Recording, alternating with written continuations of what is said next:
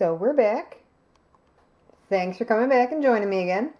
So right now I have finished processing all of the banana flour itself, not counting the little stamens that I said we were going to keep on the side because they have to be processed separately. It's a longer, more labor-intensive process.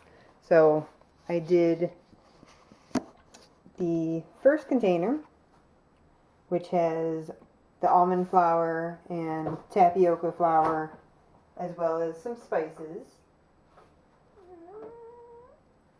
And I tossed those together. I also used, what do they call it? It's gluten-free. Well, it's gluten-free and it is dairy-free. So it is actually it's not xanthan. They actually call it not xanthan. Not xanthan, not gargum. It actually has psyllium husk in it and potato starch. So I tossed those together, put spices on it, and this is the first batch. I'm going to put it in my air fryer, but unfortunately I have one of the older round air fryers, so it's not going to fit all of the banana blossom.